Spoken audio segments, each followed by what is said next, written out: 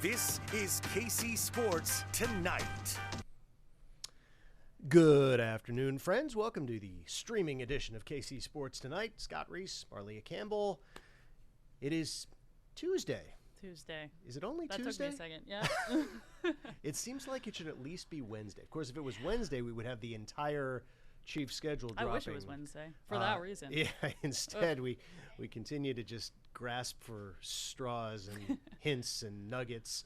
But we got one for a second straight day, right? I mean, yesterday was opening day against the Ravens at Arrowhead. Now it's week 2 against the Bengals, also at Arrowhead. So not exactly wading into the 2024 waters. I mean, how about those first two matchups? Yeah, to say the least. I mean, Lamar Jackson and then Joe Burrow. And the Chiefs struggled against the Bengals, was it New Year's Eve, without Joe Burrow. They won 25-17. Remember, that was the game. Kicked a lot of field goals. Harrison Butker single-handedly beat them with 18 points of his own. I think they were consecutive. Ended up being AFC Special Teams Player of the Week that week. You know, last season we talked a lot about Steve Spagnuolo's defense being in quote-unquote mid-season form right out of the gate. It's going to be a good measuring stick for this defense and how much they've developed over the course of the offseason without L'Jarius Sneed, without Willie Gay, because they've got a big test week 1 and week 2. So thrown right into the fire, but it certainly could be the Chiefs' advantage to, get tested and get tested early. Yeah, I mean, it's not crazy. I mean, these are both going to be high-level opponents. And, you know, the Bengals last year you take with a grain of salt because Burrow was out most of the season. But assuming he's back and healthy, no reason to think they won't be one of the better teams in the AFC again. So it's not crazy to think you could stumble out of the gates at 0-2 as the defending champs with 2 home games. Now, I'm not saying I expect that to happen, but it's certainly in the realm of possibility. You got to make sure you take care of business and at least win one of those games because, you know, you have 2 games at home to start the season. That means you're playing a lot of road games once you get to week 3 and beyond. Yeah, nice thing is you got a mini bye right off the bat. Although I guess you might want that later in the season when you're dealing with a few more bumps and bruises. Although last year they had multiple Thursdays, so they may have another one. Yeah, that's true. But I'm interested because these are 2 games that I would circle on the calendar. Like, going into tomorrow, say we knew none of the games, I would be asking, when do we play the Bengals? When do we play the Ravens? And we already know both of those 2, and they're very, very early on. So NFL certainly giving us a little bit to chew on before the big reveal tomorrow. Yeah. We'd also want to know when the Super Bowl rematch is against the 49ers. There is a report that it's going to be week 7, but we take all these with a grain of salt. Last year there were multiple reports a day or 2 before the schedule dropped that turned out to be inaccurate. So pretend I didn't even say that. Take it with a grain of salt. It's fun to talk about, though. Well, and the nice thing is we know the opponents, right? So, I mean, the schedule release is fun, but honestly, like, the release of who you're playing is a way bigger deal than whether you're going to play the Niners in week 7, week 9, or week 11. Yeah, I think the NFL does a really good job of giving us these little nuggets throughout the offseason to chew on. We can get to the next one. Our next one, you know, we have tomorrow, we have the schedule release, then we get to talk about OTAs, then we get minicamp, then, of course, training camp at the end of the summer. There's always some kind of benchmark we can cling to until we get to the season. Make summer go by a little bit faster. And what was the other game that dropped today from the NFL was the first Thursday Amazon game, so that'll be week 2, Bills and Dolphins. Ah, that's a good one. And so obviously another very familiar friends prime time matchup between 2 Chiefs playoff foes from last year. There's so many good teams in the AFC. Do we know yet if that's in Buffalo or in Miami? You know what? We do. I don't. I ask because the poor Dolphins are probably still thawing out from their last game of last season, which was in Kansas City. Man, Scott, we were both at that one. That's in Miami. Okay, well, there you go. That's nice. They'll get to. I still feel bad for them. Well, I don't. That's nice. It's going to be early September. So, I mean, if you're Buffalo, you'd much rather play the game in right? Yeah, in Buffalo. Let's get those out of the way at home. Right. Yeah. Or if you're the Dolphins, they're going to play twice. They're division foes. You'd rather go to Buffalo in September and be home in December. Yes. So I'm not sure this is actually working out for them, but is what it is. Speaking of Buffalo. Yes, segue. Speaking of Buffalo. Hang on.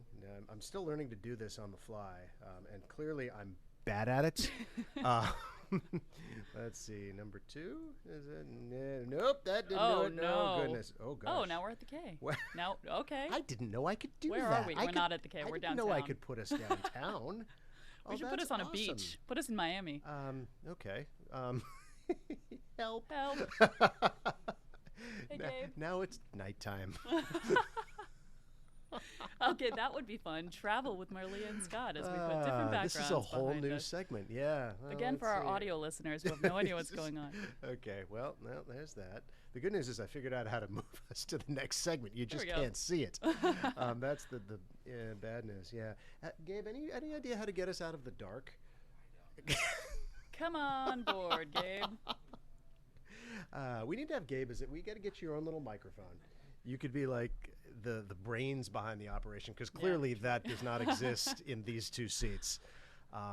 Technology. Okay. Well, for the moment, I'm not going to work. Oh, no, there's that. And I like that there's, okay, now we're at the K. A little, we're closer, right? And now, whoa, that's that? definitely not what Nope. we want. All right, well, let's This works. keep us All at right. the K for the moment.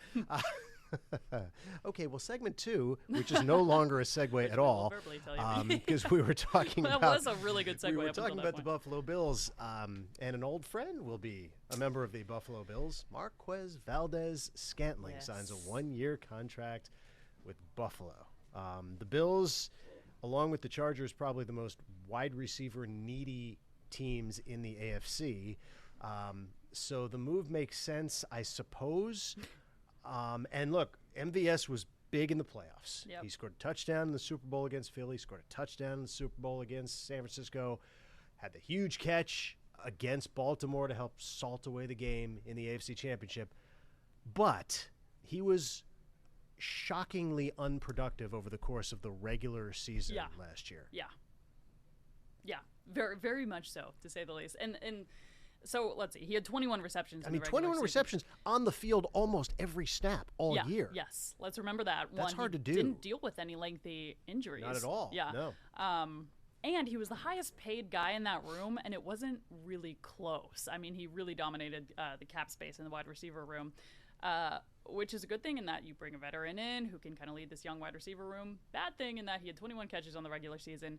To his credit, he really stepped up in the postseason. The Chiefs don't win the Super Bowl without some key. Hey! Yay! Okay, again, audio listeners, the background is I'm just going to keep clicking buttons, and eventually something's going to work. Anyway, MVS, yes. Regular season, not good. Postseason, very good. Ended up scoring a touchdown in the Super Bowls. Made some really critical plays down the stretch in all of those games, from Kansas City to Buffalo to Baltimore to Vegas. But again, regular season, unproductive, to say the least. I mean, he's by reputation, he's a deep threat. Yeah. And the Bills lost Stephon Diggs. They lost Gabe Davis. But if this is your replacement, I mean, you know, this guy's not in the same stratosphere as Stephon Diggs, and I don't think he's anywhere close to Gabe Davis either. So I still think, you know, if this is a Bills team that has a lot of questions heading into this season. Yeah, glimmer of optimism. If I'm Buffalo and I just watched the postseason tape, I'm thinking, okay, okay. Yeah, this is not that bad. But yeah, I mean, MVS, you know, kind of happy trails, best wishes, hope he does well in Buffalo. But again, body of work in Kansas City. I don't think any of us, when we heard his departure, were super heartbroken. I mean, L'Jarius Sneed, when I heard he was leaving, I had kind of the pang of like, oh man, that's gonna like really hurt. No, that's gonna leave a mark. Consistently, that is gonna leave a mark that you need to fill ASAP. I didn't necessarily feel that with MVS. Again, as Chiefs Kingdom, you thank him for what he did in the playoffs, but it's gonna be interesting having him. Well, I guess we'll see if he's back at Arrowhead, but either way, playing the Chiefs. We'll find out tomorrow. Yeah, tune in tomorrow night. Great segue to tomorrow night at 8 o'clock.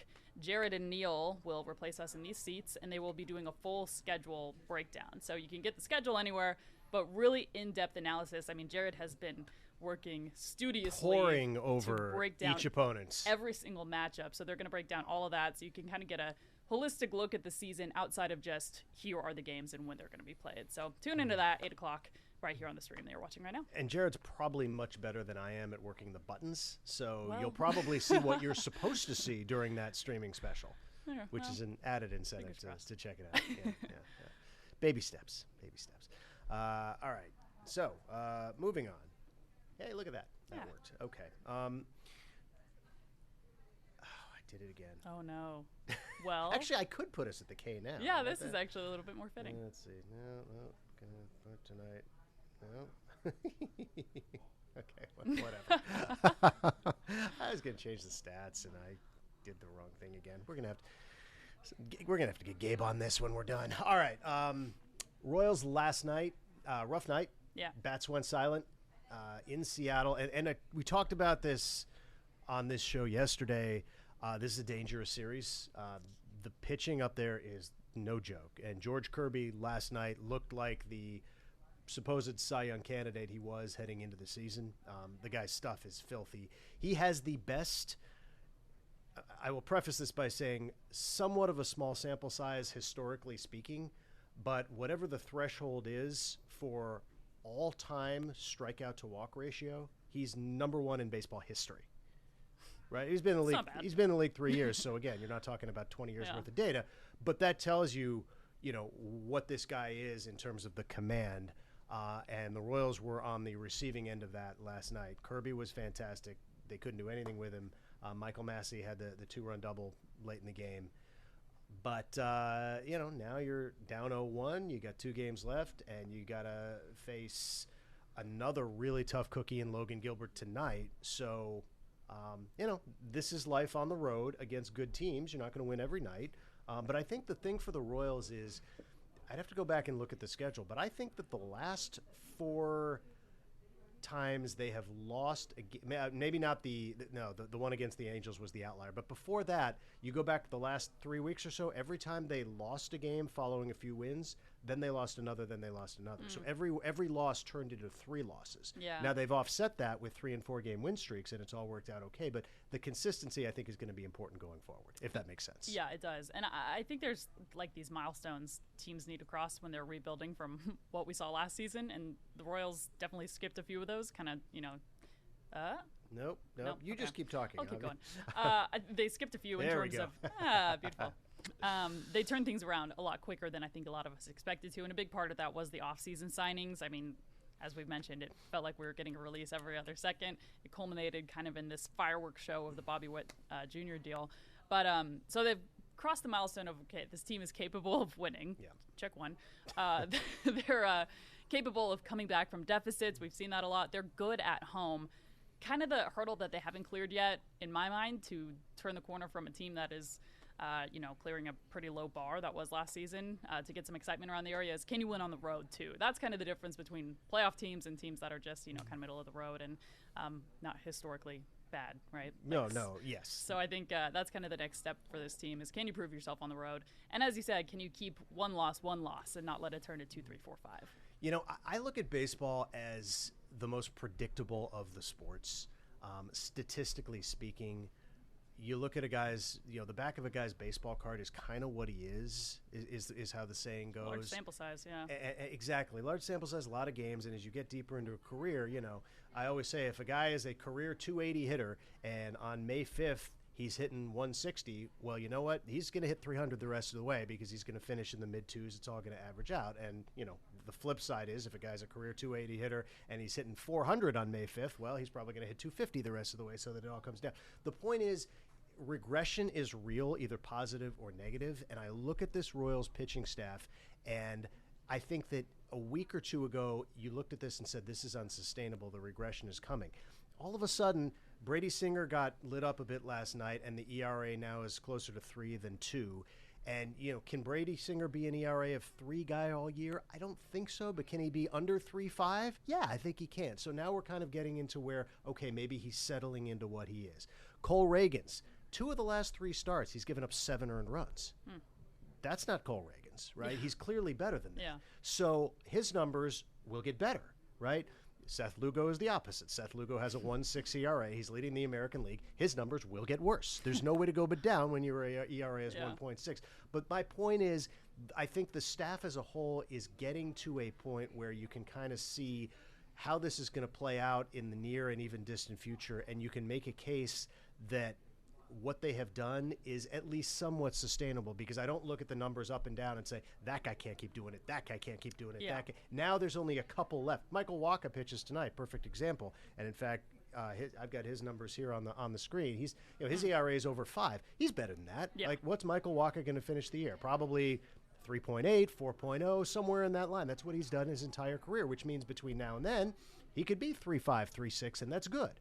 So I think you're looking at more positive regression from some of these pitchers than negative regression, which we couldn't say a couple of weeks ago. It's kind of a geeky way of summing it up, but my point is, I'm bullish on the Royals being able to sustain what they've done the last couple of weeks, probably more so than when it was 10 games into the season and the numbers were just stupid good. Right, yeah. Right? Does that make sense? Yeah, and I think you like the trends where they are right now. I mean, if that theory is true, you like where this club is going. Yeah, no doubt. I mean, you can make the same arguments offensively. Say, okay, who's going to be better than this the rest of the year? Who's going to be worse, right? Salvi's not going to hit 350, right? He's going to be worse than this the rest of the year. I still expect him to be good.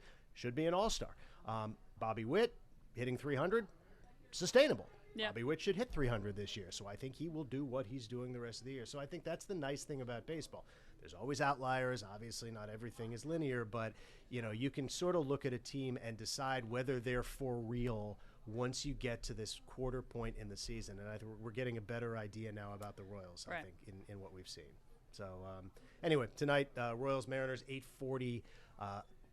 The numbers are there. Logan Gilbert, really good. And he is that good. Like 2.94, that's legit for him. He could be an ERA of 3 guy all year. So the Royals are going to have to find a way to scratch out a couple of runs. And Waka will have to pitch like he did last time out when he was fantastic. And if those two things happen and you even up the series, then you got getaway day tomorrow. It's day baseball. And I'm telling you, this is another one where if the Royals can somehow win the next 2 games and come away with another road series win against a good team, it's arrow up again, right? And then you got a lot of momentum and excitement in Kansas City when Yes. they come back, because you got the 2014 celebration Totally. this weekend.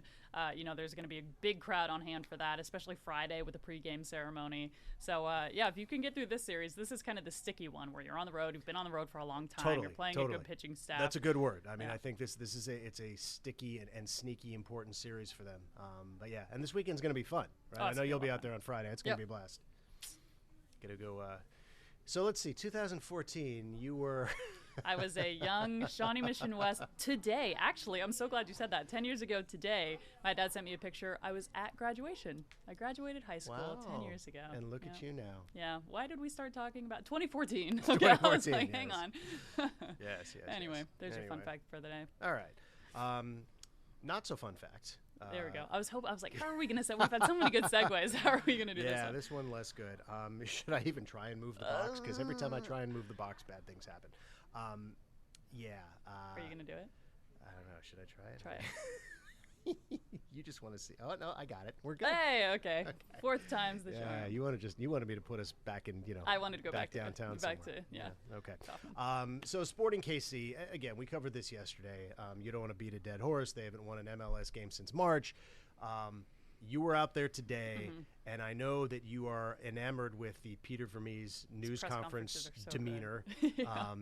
That he says it like it is. Yeah. He's unintentionally but quite very funny. Yes. In a lot of his responses. Yeah. So what kind of pearls did he have for us today? Yeah. Saturday nights, if you missed our show yesterday, we kind of recapped it, but real quick, he was not happy. Obviously, and yet still very funny. It's still funny. I mean, he's just so quick. The comments are amazing. If you haven't listened to the Saturday press conference, I would recommend it. But so obviously you're not happy. That's not surprising that you haven't won since March, and you're kind of upset at a post-game press conference. But it was the reason why he wasn't happy that was a bit concerning, and that was a lack of effort. We've talked about you can get into losing slumps, you can get into hitting slumps, you can get into shooting slumps. There's all sorts of reasons to go through rough patches. But when that's not controlled, when that's an effort issue, that's where you start to raise the red flag of, wait a minute, what are we doing here? That should never be questionable. I mean, you can miss a bunch of threes in a row and you're trying hard to make it, but that's just kind of how it happens. And, as you were talking about 2 minutes ago about the law of averages, you know that those things are going to even out over time. Sporting's issue right now, and that's what they hammered on again at training this morning. We talked to Tim Melia and we talked to Peter Vermees, and they both said, look, effort is something we can control. This is entirely a mindset thing. We need to turn things around. Each guy needs to focus on sprinting to their spot, playing 100% every single possession, every single play. I struggle with that because I don't necessarily think that should be an issue at that level, but it shouldn't. It's their cards they're dealt with right now. And the good news is that you have the talent. I mean, here's a silver lining. It's a very much glass half full way of looking at it, but this team has the talent to play very good soccer. I mean, this is the playoff team with a few maybe switched pieces, but for the most part, this is a team that we know is playoff capable. That's where the frustration lies when you have a really talented team, but you're having some effort issues, and you you've lost or you haven't won in 6 games, 7 games. They're on a 6-game winless streak. And, you know, he was pretty clear on Saturday that he has identified the guilty parties. And he echoed that this morning and said he's willing to make changes to the starting rotation based on output. And we will know based on those lineup visible. changes. And we asked, you know, when is that going to happen? And he said it's every time we work out, every training, every game. They're playing in Austin on Saturday is an evaluation period. So expect to see those changes made relatively quickly if those changes do happen. Or maybe the pieces he's pointing to take the message and turn it around. And we're not talking about this in a week. But right now, that's the major storyline coming out of Children's Mercy Park. All right, and quickly, not on the board there, but you also were at KC Mavericks. I was. Today. I props to the Mavs. Did the Gambit today. Yep, I was at the Mavericks today. They were doing practice. They were doing kind of like they just got back from Idaho. So in case you missed it over the weekend, we had a game series clinching overtime goal, which was really exciting, by a rookie, which you'll hear from on the 6 o'clock news. So they advanced to the conference finals. They will play the Toledo Walleye, which is singular. It's not walleyes, which, you know, there you go, if you didn't know that. And I know half of you were asking, what's a walleye? It's a fish. I don't know if people are asking. I'm very curious. I was surprised you didn't know what a walleye was. Although, maybe it's a Kansas fish. I don't know.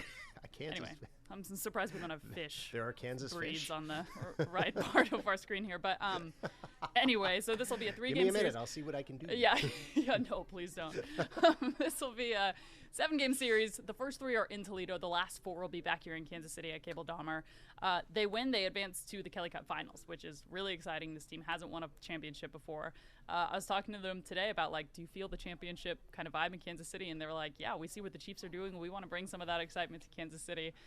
We're watching, you know, the Andy Reid system is kind of your goal as a franchise. That's what we'd like to build here. So they have a chance to get that underway this week and, you know, get one step closer to bringing a championship back to Kansas City. Hey, the bar is high, but we seem to clear it. You got a football champion. We could have a hockey champion. We could have a soccer champion. Casey Curran undefeated. Yeah, so, and you know. Folks unfamiliar, the Mavericks are the affiliate of the Seattle Kraken. So, you know. Which, by the way, is one of the coolest names for any pro coolest franchise. Mascot. Yeah. The Kraken. Yeah. I love that. There you go. Yes. I know what a Kraken is. Yeah, but not a walleye. But not a walleye. Okay. All right. Well, now I know. Hey, thanks, everybody. Appreciate it. Hope you enjoyed it. We'll be back same time tomorrow. And by we, I mean me and someone else. It's me and Jared, I think. So, yeah, Marleah will be replaced. Not that you can be replaced, but it'll be Jared Kohler sitting there, back from his long vacation. And he should have a lot of knowledge to espouse, built up over the last however many days it's been. And again, he'll be all over the schedule release, going in depth on all the opponents and stuff. So a lot of Chiefs talk tomorrow. Royals Day baseball as well, so it should be fun. We'll see you, as they say, same bat time, same bat channel. All right, and I'll see you on the 6 o'clock news. Oops.